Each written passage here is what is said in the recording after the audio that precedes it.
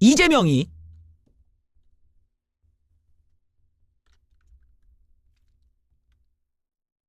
집단에는 제 대선을 생각한답시고 이번에 대선에서는 가장 이제 이슈가 되는 제가 두 가지 아젠다를 미리 그 말씀을 드렸잖아요. 이번 대선 때 중요한 거는 경제와 포용이다.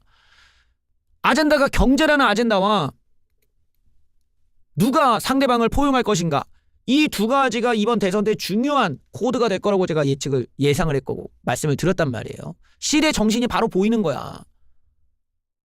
왜냐면 경제가 너무 힘들고 위기에 빠졌고, 우리가 또 윤석열 대통령 사태를 통해서 어떤 소통과 통합, 포용 뭐 이런 것들에 대한 가치의 중요성을 사람들이 깨달았기 때문에 이제 조국 사태 때 느꼈던 공정과 상식이라는 코드에서 이제는 경제와 포용에 대한 코드로 넘어갑니다. 근데 딱 제가 예측하듯이 민주당에서 먼저 이 코드를 선점하려고 들이댑니다.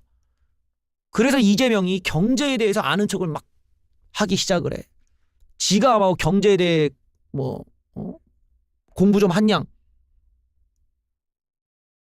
주저리 떠들어대는데 난리가 났죠. K 엔비디아 국가가 투자를 딱 해가지고 말이지, 지분을 말이야 30% 딱 갖고 있으면 엔비디아 같은 회사를 통해 국민들이 세금도 안 내고 말이야 다 논아먹고 분배해가지고 다 잘 사는 나라가 되지 않겠냐라고 하는 말도 안 되는 이런 헛소리를 아주 그냥 당당하게 하면서 저 개망신을 당했죠. 철저하게 말도 안 되는 헛소리인데도 불구하고 이 좌파 놈들끼리 모여가지고는 이게 사례가 있다, TSMC도 있지 않냐, 우리나라 포스코가 있지 않냐 헛소리 하면서 쉴드 치느라 정신없지만 이재명이 말한 내용은 그런 수준이 아니었다고. 국가가 한 기업의 지분을 30%를 갖고 있으면 그걸 국민들한테 마구잡이로 뿌려주겠다? 그 회사 주가가 어떻게 버팁니까? 국가가 지금도 여러 가지 공기업들이 다 시입창나고 텐창나고 엉망진창인데 어떻게 엔비디아를 만듭니까? 퍽이나 만들겠다. 말이 안 되는 얘기를 계속해. 그런데 이거를 분석을 해봤어요. 예, 오죽하면 같은 좌파 계열이라고 하는 JTBC에서마저도 이건 말이 안 된다고 지적을 합니다. 불가능한 K 엔비디아 하나하나 알아봅시다.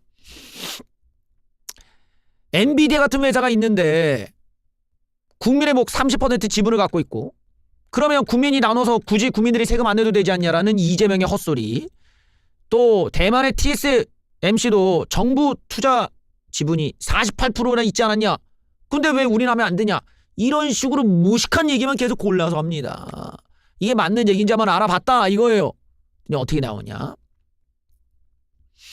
대만의 TSMC 같은 경우는 처음에는 87년도 얘기야. 87년도가 언제적이냐?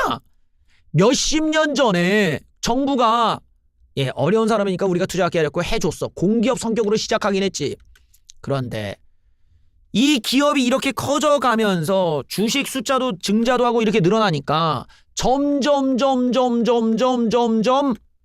정부가 갖고 있는 지분은 당연히 줄어들 수밖에 없는 거야. 그런데 그거를 이재명은 모르는 거지. 이게 바로 이 좌파 애들의 문제라는 거야. 무식한 소리 했으면 인정하고 공부 더 할게 이러면 될 거라. 아는 척하다 더 무식함이 드러나는 거거든요. 자, 포스코 같은 경우도 그런 사례 아니냐라고 여기 설명을 하고 있어요. 하지만 정부가 한번 그냥 다 같이 이거 잘못하다가 이제 망하죠. 그래서 간접 투자 형식으로 하는 건데 지금 이재명은 그런 얘기가 아니었지. 자, 그러면 회사 지분 30%가 어떻게 정부가 가질 수가 있냐? 이거 말이 안 된다라는 거야, 말이. 이재명의 설명 중에 말이 안 되는 게 정부가 30% 지분을 확보해서 배당을 국민에게 돌려주자는 건데 이게 말이 되냐? 하지만 기업이 성장한 후엔 30% 지분 확보는 사실상 어렵다. 점점점 기업이 성장할수록 더 많은 자본이 투입돼야 되기 때문이다. 이게 주식 투자를 꼭 안 해보더라도 상식적으로 주식이라는 게 무슨 가족들끼리 놀아먹는 중소기업이 아니고서는 얘네들이 성장을 하면은 점점점 나도 이 회사에 투자하고 싶어 이러고 할 거 아니야. 그럼 그 회사가 또 공장도 짓고 뭐 직장 늘리고 뭐 어디도 시스템 더 늘리고 어디 투자도 기술 개발하고 하려면은 더 투자를 받아야 되고 더 투자자들이 모여야 될 거 아니야. 그러니까 증자를 하게 돼. 그 계속 주가가 늘어나. 투자주 막 유치해. 주식이 늘어나. 주가 늘어나. 근데 어떻게 지분이 고정될 수가 있어? 그러니까 이재명의 저 얘기가 말이 안 되는 거야. TSMC가 처음에 정부 지분이 48%였어도 48%가 유지가 안 된다고. TSMC가 몇십 년 만에 이만큼 커지니까 정부의 지분율이 확 줄어드는 거야. 초기에 30% 확보해도 이를 유지하기는 어렵다. 응? 처음에 30% 지분을 확보하더라도 이게 성장을 해버리면은 페이스북 뭐 이런 애들도 창업자 지분조차도 한 자릿수 겨우 갖고 있다. 회사가 크면 당연히 기존에 있던 지분이 줄어드는 거니까 어쩔 수 없잖아요. 전체 모수가 커져버리기 때문에 이재명은 이걸 몰랐던 거지. 다양한 투자를 받습니다. 당연히 제가 얘기했잖아요. 몸집이 커지면서 투자를 받아야 돼. 그러다 보니까 정부 지분이 점점 줄어드는 효과가 생겨서 이제 6%로 확 줄어들어. 48에서 6%로 줄어들었다. 48에 비해 8분의 1로 줄었다. 자, 이재명 좌파들 뭐 이재명 쉴드 치던 애들이 설명을 해봐라고. 얘네들이 무식해서 설명을 못한다니까. 그래서 30%를 유지하려면 그만큼 돈을 더 넣어야 돼. 초기 투자금에 비해 8배를 더 넣어야 된다고. 8배를. 그래야 30%가 유지되는 거야. 30에서 48%겠대. 또 다른 것도 한번 얘기해 볼까요? 국민들에게 그 수익으로 나눠주면 세금을 낼 필요가 없다? 하지만 그게 말이 되느냐? 왜냐? 기업은 법인세를 내야 되고 재투자 비용도 있고 인건비 비용도 내야 되고 배당률이 당연히 떨어지죠. 이재명이 얘기가 되게 황당한 게 엔비디아의 지분 30% 가지고 전 국민에게 어떻게 뿌려준다는 거야? 그게 결국 배당을 받아서 뿌려준다는 건데 배당률이 몇 프로나 된다고 그걸 뿌려줄 수 있는 돈이 나와.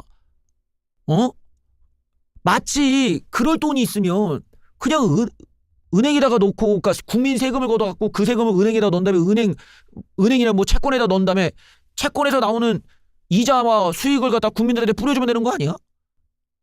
왜 굳이 기업의 지분을 갖고 있어야 돼? 배당률이 은행 금리보다 높을 리가 없는데? 이거 웃긴 거란 말이야. 무슨 뭐 어디 미국 배당주 넣었냐? 이게 말이 안 되는 얘기거든. 그런데 이재명은 이게 가능하다고. 달랑 30% 지분으로도 국민들이 세금을 안 낼 정도로 배당이나 분배가 가능하다는 건데 뭐 어떻게 바등의 배당률이 떨어지는데. 배당률이 몇 프로인지 한번 봅시다. TSMC 배당률이 1.34%, 엔비디아 배당률은 0.03%. 이걸로 어떻게 전 국민한테 나눠줘? 아니 은행 이자보다 낫잖아. 야 그냥 CMA에다 넣는 게 낫겠다. 야 이게 뭐냐 이게. 절세나 면세도 쉽지 않고 30% 지분을 배당할 때 배당세도 또 내야 돼. 세금으로 다 뜯기고 나갈 수밖에 없는 구조야.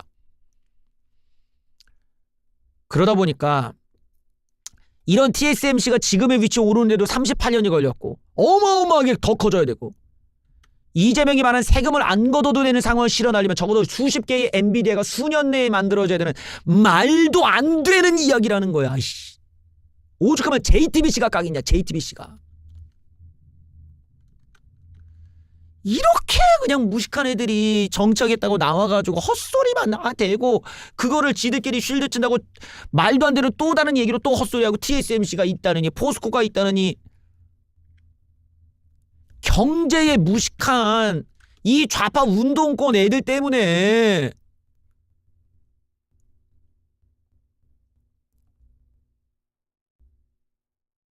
우리나라가 지금 참 진짜 대통령 후보가 진짜 너무 수준이 낮다 진짜.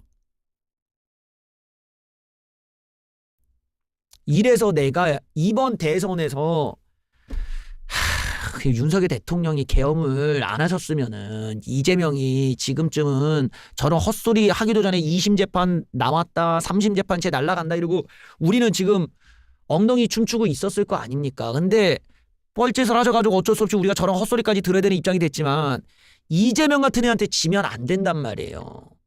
그럼 우리가 이재명 같은 애한테 지지 않기 위해서라도 어디 개독교 삼류 쓰레기 놈들이나 반공주의 외치는 덜 떨어진 놈들 앞세워가지고 이게 우파다 할 게 아니라 저런 놈들을 발라줄 수 있는 팩트쟁이나 논리쟁이들을 데려오고 경제적으로 얘기할 수 있는 그런 엘리트들을 빨리 데려와서 전면 배치를 해야 될 거 아니냐. 어떻게 이재명의 얘기를 JTBC가 반박을 하는 동안 우파 새끼 중에 저런 얘기를 하는 놈이 한 명도 없냐? 우빨 새끼들 중에 나와서 저런 얘기하는 게 형상기억종 얘기 앉아있고 무슨 뭐 트럼프랑 공동작전 중국 간첩 얘기를 하고 자빠지고 이 병신 같은 놈들 진짜. 우리가 경제의 아젠다를 선점을 해야 될 거 아니에요. 이재명이 다 선점하고 다 던지는 동안 우리는 반박도 못하고 한다는 얘기가 형상기억종이야? 중국 간첩 얘기야? 이 와중에? 이런 놈들 데리고 이재명 이거 어떻게 이기냐. 어쨌든 이재명의 주장은 완벽한 무식한 내용이었다라는 게 완벽하게 이제 증명이 된 거고 이재명의 얘기는 존재하지도 않고 존재할 수도 없는 헛소리라는 것이 자본주의적으로 그냥 주식 투자를 하고 배당이라는 것이 뭔지만 알아도 알아. 저런 무식한 소리 한다는 게 이재명이 얼마나 준비가 덜 된 인간인지를 잘 보여주는 거예요. 정치를 해서도 안 되고 그냥 어디 가계부도 하면 안 돼. 집에서 어디 저런 애한테 살림 맡기면 다 망해. 우리는 이재명이 문제를 알았죠. 그렇지만 이재명이 노리는 건 무식한 소리를 듣더라도 자기가 경제에 대한 아젠다를 내가 던졌다라는 걸 지금 선점하고 있는 거예요. 우리 쪽에서는 지금 경제 아젠다를 얘기하는 후보가 우파인이 없어. 하루 종일 형상기억종이에 트럼프가 구하실 거다. 중국 간첩 새끼들이 미국으로 오키나와를 통해 미국으로 갔다. 이제 트럼프가 공개해 줄 거다. 이런 소리만 해. 경제 얘기, 돈 얘기는 딱 계좌번호 걸어놓고 저의 계좌로 입금해 주시고 헌금 타임. 자, 헌금 시간이 왔다. 돈 넣어라. 이럴 때만 경제학자가 돼 있어. 돈 거둘 때만 경제학자 경제 얘기하지 지금 이런 나라 얘기를 하질 않아. 이 무식한 놈들이 간첩이 어쩌냐고 자빠지니까 이것만큼 꼴값이 어디 있습니까? 자, 경제 얘기를 이재명이 무식한 소리 좀 던졌다 이거예요. 그 다음에 아젠다가 뭐예요? 제가 포용이라고 했잖아요. 이번에 우리가 발견한 시대 정신은 경제와 포용이다. 누가 더 소통력과 자기와 입장이 다른 사람을 잘 포용할 것인가가 이번 대선 때 아주 중요한 코드가 될 것인데 이재명 쪽에서도 그거를 눈치를 깠단 말이야. 그래서 이재명이 비명계랑 만나고 임종석 만나고 문재인 만나고 포용한답시고 갑자기 대인배 코스프레를 하다. 그런데 사람이 진실돼야 돼. 진짜로 포용할 생각을 갖고 해야 되는데 하는 척만 하니까 지 분에 못 참는 거야. 그래서 뭐 방송에 나가가지고는 나를 체포하려고 할 때 비명계가 검찰과 짜고 치는 것 같다고 자기 혼자도 막 분을 막 질러대. 본심이 뭐냐? 공든탑이 무너졌다. 바로 이런 거야, 이런 거. 이재명이 이중성이 아주 잘 드러나는 사태지. 말로는 포용을 얘기하고 비명계를 내가 안고 가겠다 해놓고서는 바로 통수 치는 거야. 통수 치는 거 봐라. 이런 애한테 우리가 지면 안 된다고. 결국 통합이 거짓말이고 쇼라는 거. 더불어민주당의 계파 갈등이 다시 수면 위로 올라왔는데 이재명이가 체포동의안 가결 사태 때 비명계가 검찰과 짜고 쳤다라는 이런 주장이 후폭풍이다. 결국에는 이재명의 통합 행보가 진정성을 의심하는 위기로 몰렸다. 그래요. 뭐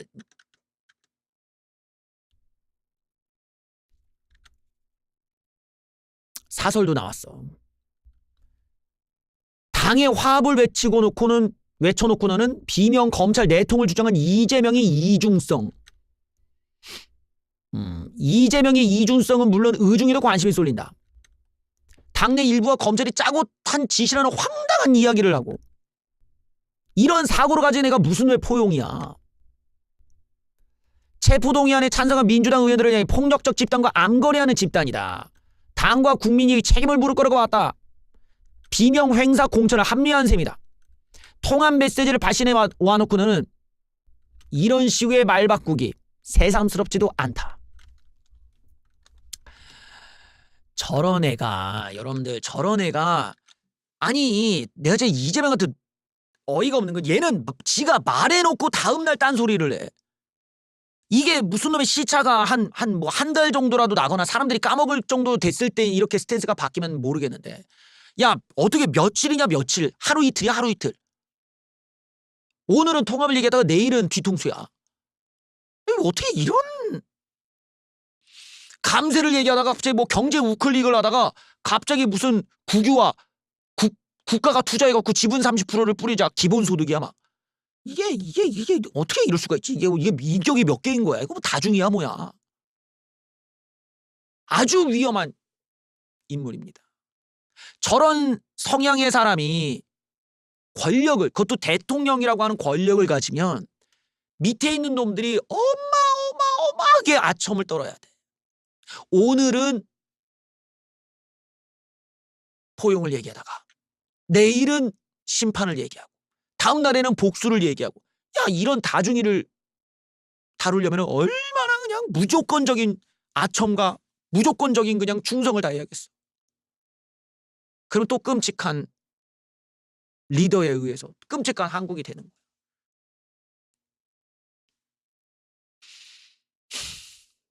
경제에 무식한 사람과 저렇게 일관성이 없는 사람은 절대 뽑혀서는 안 됩니다. 그러면 우리가 지금 잘해야 돼. 우리가 잘해야 돼. 우리가. 그러니까 좀 이제는 사이비 개독교들은 좀 이제 뒤로 빠지고 주제 파악하면서 니들은 기도하면서 하나님한테 천국 보내달라고 뒤에서 기도질이나 하죠. 어디 개독교 놈들이 건방지게 정치에 대해 아는 척을 하냐고. 지들이 뭘 한다고.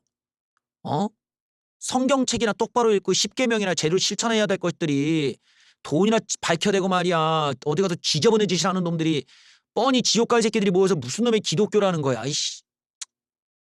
개독교 놈들이 정치에 대해 아는 척하지 말고 뒤로 빠져주고 정치에 대해 이젠 시대에 걸맞는 아젠다를 얘기할 수 있는 그런 엘리트들이 아젠다를 빨리 설계해서 제시를 해야 된다. 그래야 저런 이재명의 헛소리들을 다 제압하고 우파가 아젠다 선점을 해갖고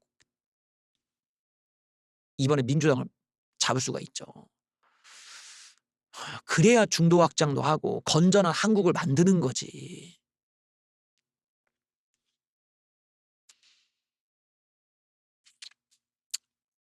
얘 봐라 얘 봐.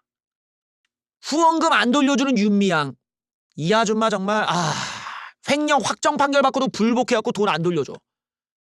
돈 돌려주라는 법원 결정에 불복을 해. 이렇게 법을 무시한다니까. 응? 내가 뭐래서 법을 무시하는 게 좌파들이 성격이야. 예를 들어서 이런 식이야 이런 식. 근데 지금은 가짜 우파들이 이걸 따라하고 있잖아. 법이고 뭐고 헌법재판소가 없어 그냥. 위안부 후원금을 돌려주라는 권고를 무시하고 계속 소송하겠다. 얘는 8천만 원 횡령한 혐의, 여성가족부 보조금 6,520만 원 불법 수령한 혐의, 집행유예 3년 1년 6개월 징역. 그래놓고 국회의원 임기 다 마치고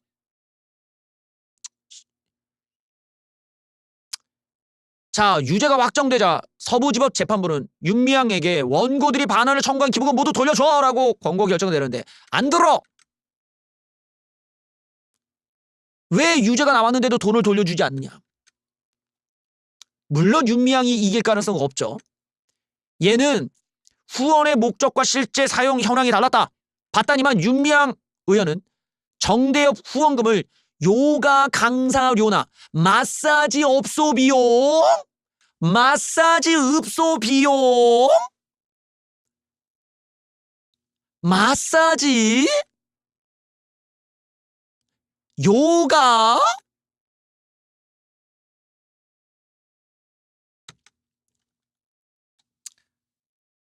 이야. 후원금으로 마사지 받고 법원은 쌩 까고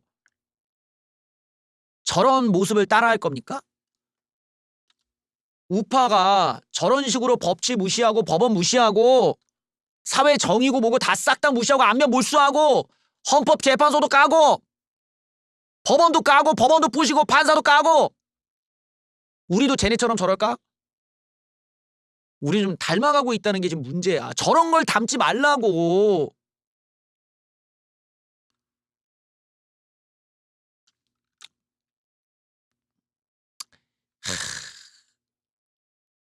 지금 우파 진영 특히 이제 윤석열 정부가 되게 그 정부 초기 때부터 지금까지 내가 여러 가지를 내가 분석을 하면서 이 공통점을 몇 번 얘기한 적이 있는데 그중에 재밌는 공통점이 뭐냐면 재판을 해서 이겨본 적이 없어 거의. 그 유일하게 이겼던 재판이 의대 증원 재판 말고는 다 졌어. 그 의대 증원이야 원래 의사들이 뭐 의사들도 완전히 막장이니까 애들이 그런다지만 웬만한 재판 다 져. 그러니까 윤통도 관련한 재판은 내가 볼 때 다 질 것 같아. 근데 이번에 정말 신기한 게 경호처 차장 김성훈이 또 이 광우 뭐 이런 애들이 이제 경호처에 있잖아요. 얘네들이 이제 윤석열 대통령한테 충성 맹세하고 뭐 김건희 라인이네 뭐네 이러고 뭐 대통령 체포 당시에 뭐 애들 끌고 와가지고 막 막아 뭐 이랬는데 애들이 말을 안 듣고 뭐 이랬던 애야. 얘를 갖다가 이제 증거 인멸할 가능성이 있으니까 공수처에서 구속 신청을 했는데 검찰이 자꾸 안 받아줘. 왜 안 받아줘? 검찰이 얘까지 뭘 구속할 건 없잖아 뭐 이러고 이제 안 해줬어.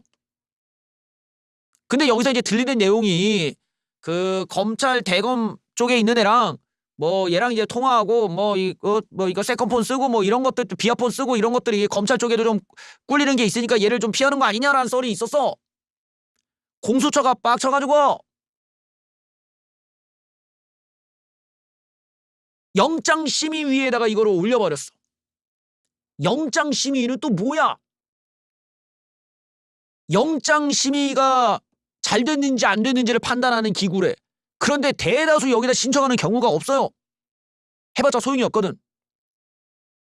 이제까지 영장심의위에서 야 이거 구속영장 청구해야 되라고 나온 거 한 건밖에 없었어. 역사상 단 한 건밖에 없었기 때문에 의미가 없다. 확률상으로. 근데 했어. 야 이씨 김성훈 자꾸 검찰이 구속 안 해주고 말이야. 자꾸 막 얘를 갖다가 그냥 제끼는데 너희들이 심사해줘 했더니 얘네들이 오늘 판결을 나왔어요. 판결이라고 해야 될까 이제 권고 결정이 나와서 뭐라고 하냐? 김성우 경호처 차장 구속영장 청구해야 돼. 아이씨. 아니 이렇게 윤석열 정부 관계자들은 죄다 구속이야. 어떻게? 김건희 여사의 미래가 보이는 것 같아. 얘도 검찰이 쉴드를 쳐줬는데도 그냥 구속이야. 구속해야 돼. 결과 존중해라.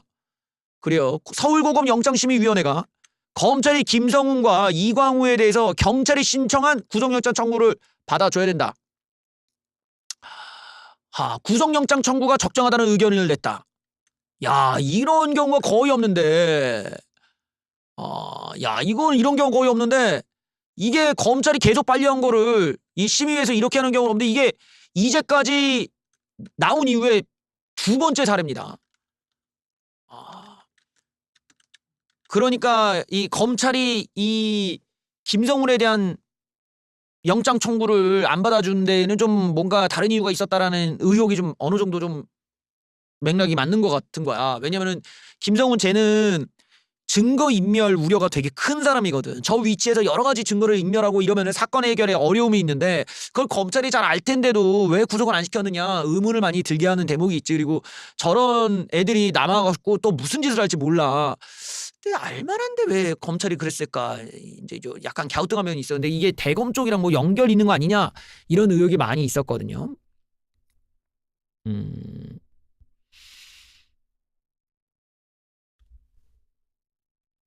이번에는 김은혜야. 바이든이 아니라 날리면으로 들린다. 김은혜가 공천 비리 정황이 나왔어. 야 어떻게 친윤계로 활동했던 애들 다 터져. 막 우연인진 몰라도 윤통이 날아가니까 관계자들 그 윤통 밑에서 막 하던 애들 그냥 다 하나씩 지금 터져 나옵니다. 여기 보면은 공천이 부정하게 벌어진 정황이 확인됐다. 이거야말로 부정선거네. 국민의힘 내부에서는 이 같은 공천권 행사로 당시 김은혜를 지목하고 있는데 이게 무슨 말이냐. 당시에 경선 투명성을 확보하기 때문에 2022년도에 국민의힘에서는 기초 자격 평가 시험을 도입했다. 이로 인해서 합격자들이 나왔는데 그런데 합격자가 아니라 공천 신청조차 하지도 않은 사람이 박광순이가 공천을 받았다는 소문이 돌기 시작했다. 그래서 비례대표 예비후보 공천 결과를 기다리던 합격했던 A씨가 전화를 해. 이 광순이한테 전화해가지고 야 네가 1번 받아 비례 1번 맞아? 이랬더니 난 남자니까 2번이야. 아니 그러니까 남자 1번 맞냐고 했더니 응. 야 이게 언제 바뀌었어 했더니 아니 단수 공천 안 된다고 해서 뭐 바뀔지 안 했지만 나는 모르지만 어쨌든 그렇게 됐어 라고 이렇게 얘기가 된 거야. 그러니까 시험을 봐서 합격한 애가 돼야 되는데 전혀 아닌 사람, 신청도 안 한 사람한테 지금 공천이 가는 과정에서 애들이 황당한 일이 있었다라는 거야. 그래 느닷없이 성남시 비례대표 후보자를 추가 모집한다는 공고가 올라옵니다. 올라오자마자 마감 시간이 5시인데 시간이 부족해. 이날은 일요일이라서 서류 제출을 못할, 그리고 서류가 20여 건에 달하는데 서류 제출을 못할 만한 일요일에 달랑 올려놓고서는 박광순을 위한 맞춤형 공고였던 것으로 추정된다. 그리고 5시가 지나자마자 바로 삭제해버려. 원래는 계속 올려놔야 되는데 바로 삭제. 그리고 광순이가 된다 이거예요. 광순이 아저씨가 된다는 거야. 갑자기 공천을 받아. 그래서 누가 이렇게 됐냐 했더니만 이렇게 당규까지 어겨가며 박광순에게 비례대표 공천을 남긴 인사가 김은혜다. 왜냐? 국민의힘이 당규로는 시험을 보게끔 하지만 실제로 운영하는 걸 보면은 이 당협위원장들이 순번을 정해 후보자를 추천하는 관행으로 이루어졌다. 그래서 당시에 당협위원장이 바로 김은혜, 분당갑 당협위원장이 김은혜라서 김은혜가 지명한 사람이 된 거 아니냐 이거야. 그래서 그때 김은혜가 비례공천을 다 한 게 맞다라는 증언이 나왔어요. 여권 관계자. 예, 그리고 시의원 비례는 당협위원장들이 돌아가면서 추천하는 게 맞다. 시험 따위는 중요하지 않다는 거예요. 그래서 당시 박광순을 추천한 게 맞냐? 김은혜가 한 게 맞냐? 했더니 맞다. 저것도 잘못 들은 것인가?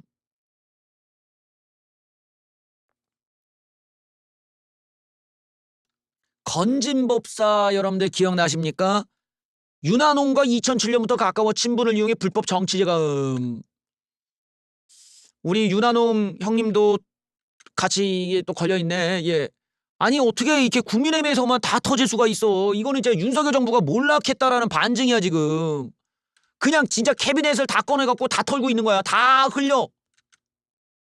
건진법사가 2007년부터 국민의힘 윤한홍과 친분관계를 유지할 정도로 가까웠다. 얘가 윤한홍과 친분관계를 유지하면서 자유한국당 공천을 부탁하려 자신의 법당을 찾아온 정모 씨에게 윤한홍과의 친분을 내세우면서 공천 약속을 했다. 그리고 돈 뜯어받았다 이거야. 그리고 윤한홍이 공천 받게 해달라 도와달라고 했고 윤한홍이 이걸 수락했다는 게 검찰의 판단이다. 그리고 이 건진법사가 윤한홍에게 어떻게 돈을 전달했는지에서 명시하지 않았지만 이제 그렇게 맥락을 보고 있다는 거지.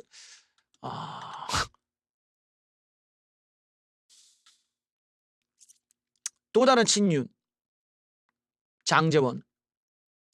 당시 호텔바에서는 장제원 측근까지 3명과 함께 있었다. 또 다른 증인이 있었다는 거예요. 해당 동석자 참고인 수사 중. 야, 무섭네 무서워. 정치판이 무서워. 장제원을 고소한 여성은 그렇게 가면 내 맘은 어떻게든 장제원이 보낸 문자를 무려 9년여간 보관하고 있었다. 그 자리 술자리에 동석했던 장제원의 측근도 참고인 신분으로 조사 중인데 호텔바에서 이루어진 3차 자리에는 장제원의 관계자, 고소인들 3명이 동석했다. 그리고 술자리가 끝난 뒤 호텔 객실에서 사건이 벌어진 것이다. 그리고 고소인 측은 장제원이 사건 이후 2천만 원이 든 돈봉투를 주었다. 돈봉. 이거 돈봉투는 민주당 아니야? 사이즈가 다르네. 2천만 원. 2천만 원이 든 돈봉투를 주었다. 돈봉투를 왜 주지? 그 계좌로 입금하면 될 거를. 이게 과거 장제원이 이 돈봉투를 주면서 2달치 무급 휴가를 주는 거라는 취지로 말했다. 그리고 돈봉투를 받은 구체적 장소도 경찰에 진술했다. 장제원 측은 2천만 원을 대해서 돈 줬다는 것 자체가 사실무근이라고 주장했다.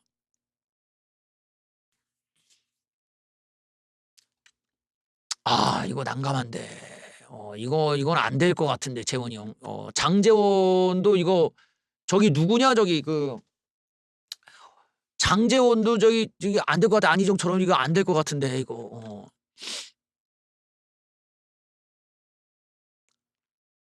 이 사건이 우리가 좀 신경을 많이 써야 되는 게, 저게, 뭡니까? 저게 지금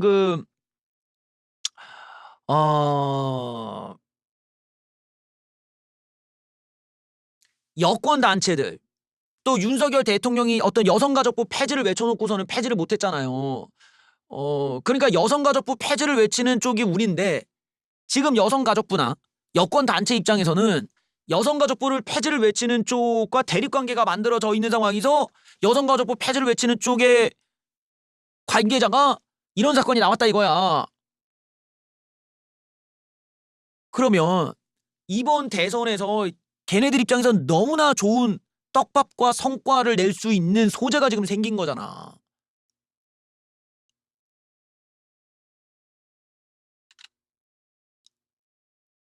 저걸 가지고 대선 과정에서 이제 피해자의 눈물이 나오고 피해자가 또 인터뷰 나오고 뭐 추가적인 녹취나 문자나 뭐 관련해서 CCTV나 뭐 사진이나 또 다른 증언이나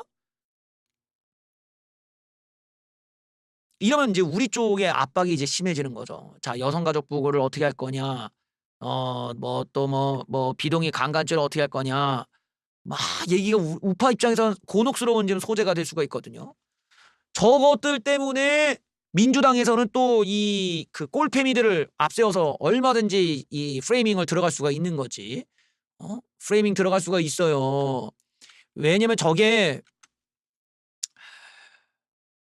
이제 어떻게 피해자를 갖다가 우리가 어떻게 할 수가 없어.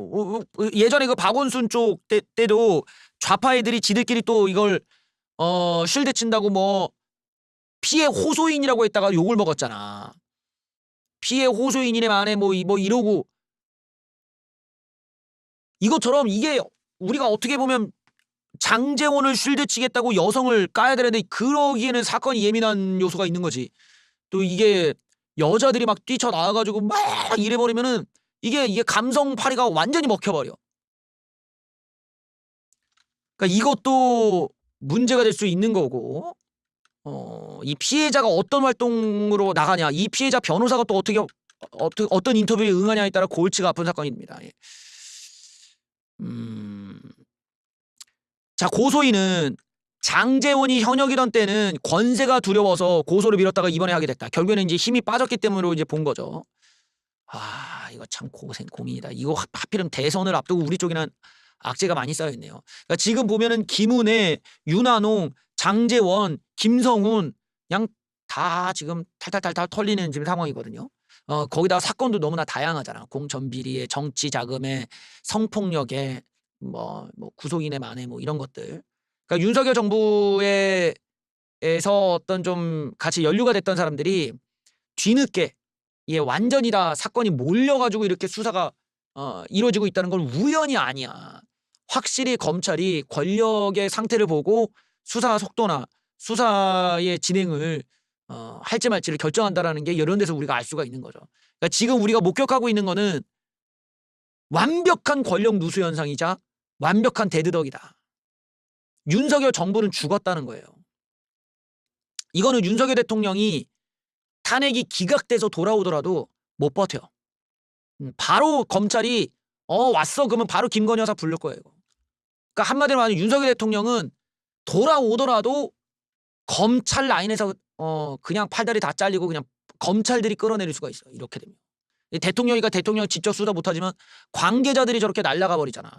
그러면은 야당이 탄핵을 안 해도 주변 애들이 다 잡혀갈 판인데 지금. 그래도 이거는 지금 윤석열 정부가 많이 이제 도덕 윤리적으로나 그리고 윤석열 대통령의 저런 참모나 팔다리가 잘려나가니까 윤석열 정부가 운영될 수가 없겠죠. 기각 가능성도 없지만.